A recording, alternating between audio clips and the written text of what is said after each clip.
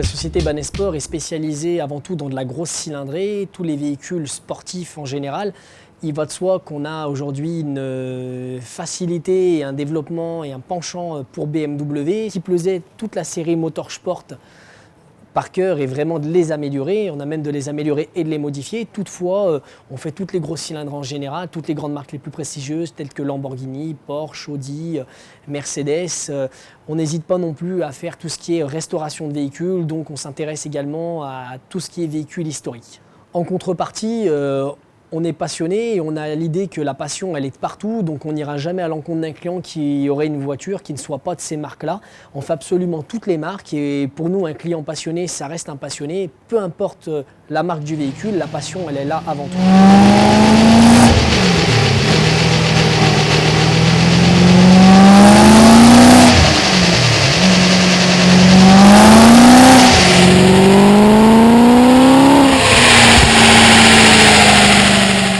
Donc Yvan est venu avec sa voiture qui est vendue pour 420 chevaux par BMW à la base. On a acheté un kit compresseur chez Asa G-Power, qui est le kit 600 chevaux. Et après le montage et passage au banc, on n'arrivait pas à dépasser 570 chevaux. Donc on a apporté des modifications à ce kit. Et à l'heure d'aujourd'hui, on est capable de dire que ce même kit, avec des modifications apportées de chez nous, fait 630 chevaux et 70 mètres kg de couple pour le passage au banc. Donc, par rapport à G-Power, c'est vrai qu'avec leur kit, on n'a jamais arrivé aux 600 chevaux. Donc je pense que heureusement que je suis tombé sur Yannick qui a développé le projet, quoi, puisque chez un autre concessionnaire G-Power, je pense que le gars aurait monté le kit et puis terminé, quoi. Il aurait dit moi je peux rien faire plus. Alors que chez lui, après on a modifié des pièces, on a notamment le refroidissement de la voiture. Et aujourd'hui on a gagné, on est largement au-dessus de la puissance annoncée, quoi, finalement. Et puis j'ai une voiture qui est complètement différente, quoi, avec beaucoup plus de couple et qui est beaucoup plus utilisable au quotidien, quoi, en fait. Au niveau consommation, c'est pareil, ça a bien baissé. J'ai bien perdu au moins, je dirais, 15%.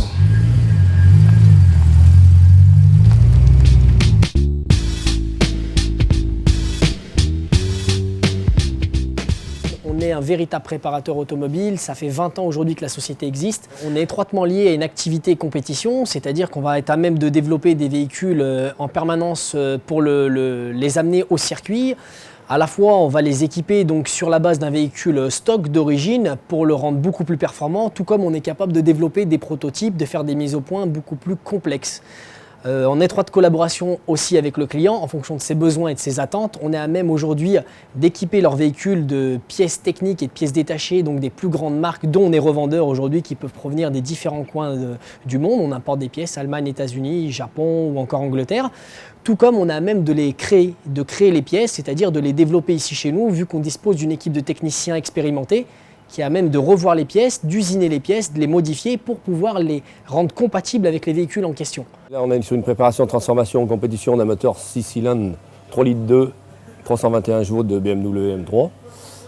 Donc ce moteur est un moteur atmosphérique à la base. C'est un moteur donc on ne connaissait pas le kilométrage, donc on démonte. Le vilebrequin d'origine est celui-ci. On prend la base d'un vilebrequin d'origine qu'on fait traiter, donc usiner, traiter, pour qu'il résiste donc à la friction, rotation et à la flexion, à l'effort, à l'écrasement. Voilà. Pour ce qui est de la partie des bielles, donc ça c'est les bielles d'origine aussi, pistons d'origine, donc pistons d'origine avec l'alésage stock d'origine. Quand on modifie, on fait faire des bielles sur mesure qui sont plus légères et plus résistantes pour l'inertie, le poids. Le piston pareil, taillé dans la masse, forgé, donc on voit ici que c'est forgé par rapport à un piston moulé d'origine.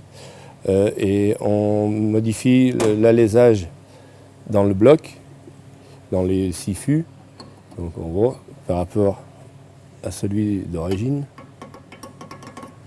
ainsi que le rapport volumétrique pour passer un moteur suralimenté, voilà, pour le montage d'un moteur ou compresseur ou turbo, là dans le cas.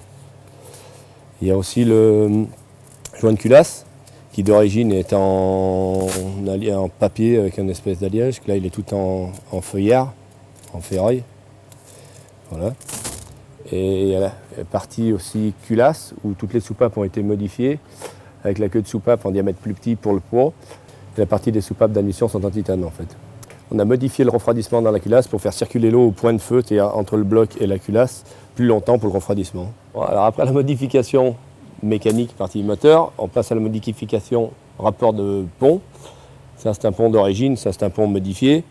Ça a pour but de multiplier la force et la puissance du véhicule. C'est comme vous en vélo, quand vous prenez une montée, eh bien, quand vous forcez, vous rétrogradez, vous mettez plus petit devant et plus gros derrière pour démultiplier la force, et c'est comme si vous étiez plus léger. La voiture, ça fait pareil, quoi. Voilà.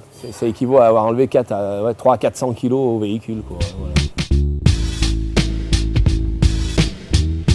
On est à même de monter, faire des préparations, des prototypes avec ce qu'on appelle des montages swap, c'est-à-dire installer dans une caisse en fait, un moteur d'une autre marque. Très souvent, quand on fait des montages de prototypes, le moteur qu'on met dans le châssis du véhicule du client n'est pas forcément fonctionnel avec l'électronique de série. Donc on fait en sorte de créer aujourd'hui un faisceau électrique sur mesure. C'est en ce sens qu'on est spécialisé dans la modification et le montage de moteurs swap. Donc là, on est dans la pièce où je travaille sur tout ce qui est électronique des voitures, des boîtiers, pour faire du développement, suivant ce qu'on a fait sur les mécaniques, moteur, rapport de pont, boîte, arbre-à-cam, enfin, tout ce qui était modifié, et à la demande du client. Cette partie de cette machine, c'est tout ce qui est boîtier électronique de dernière génération. C'est boîtier bien souvent écrasement, ça c'en est pas un, la machine je parle. Je tire le programme, je le modifie, je le remets dedans. Après je fais des essais au banc, je travaille en parallèle avec le banc qui est là-bas. Et pour les boîtiers d'ancienne génération, c'est cette machine-là, entre guillemets. Et on a aussi une machine où on passe par la prise OBD, diagnostic du véhicule. Tout l'appareillage pour faire l'électronique embarquée des véhicules ou non est ici. Et on modifie l'électronique d'origine du véhicule qui est mis par le constructeur. Si le véhicule est vraiment modifié, on passe en injection programmable, faisceau allégé, boîtier programmable sur mesure. Voilà. Alors, dans le boîtier constructeur, s'il nous le permet, c'est-à-dire qu'il y a des butées, il y a des capacités de stockage en fait, qui nous le permettent ou non, on modifie dans l'ouverture de secteur, pression high, pression de turbo, variocam s'il y en a, enfin, tout ce qu'on peut modifier dans le boîtier et dans lequel on a accès dans le boîtier constructeur. Sinon, on passe en boîtier programmable avec injection programmable sur mesure et faisceau sur mesure.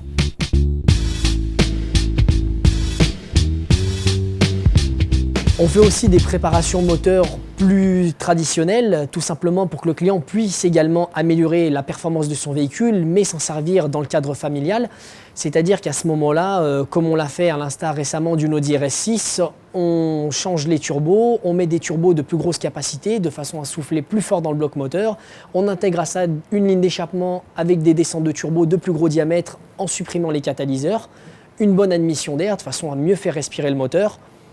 On permet également une injection de carburant plus importante, ça allie une gestion électronique. On arrive aujourd'hui sur ces autos à des gains de puissance de l'ordre de 80 à 100 chevaux supplémentaires, en permettant au client de garder son véhicule très fiable et de pouvoir s'en servir en permanence, tout en pouvant au besoin se faire plaisir avec la même auto et pourquoi pas faire du circuit.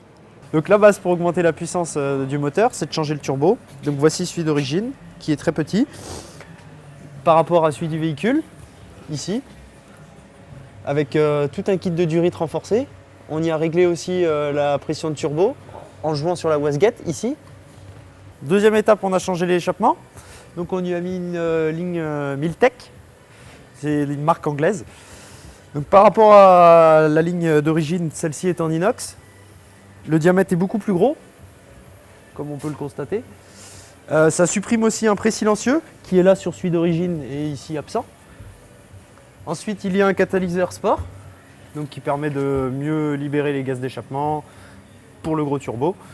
Étape suivante, nous avons rajouté un échangeur RR. Il est additionnel sur le véhicule, car on garde celui d'origine. Il permet de refroidir l'air après le turbo, car le turbo réchauffe l'air, et ainsi l'air arrive frais au cylindre. Quatrième étape, nous avons rajouté un embrayage renforcé et un volant moteur allégé afin de faire passer la grosse puissance aux roues. Donc après la préparation moteur, le châssis, on a décidé d'y changer les amortisseurs. Donc là, voici celui d'origine. Et ici, le modifié. Donc ils sont réglables en hauteur, en détente et en compression. Donc ce qui permettra de rendre la voiture plus dure, avoir une meilleure tenue de route dans les courbes, avoir un meilleur comportement au freinage et à l'accélération.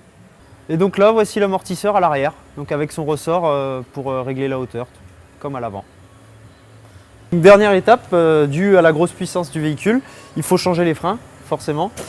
Là, nous avons un étrier simple, un piston, et donc on peut mettre n'importe quel type de frein adapté au véhicule.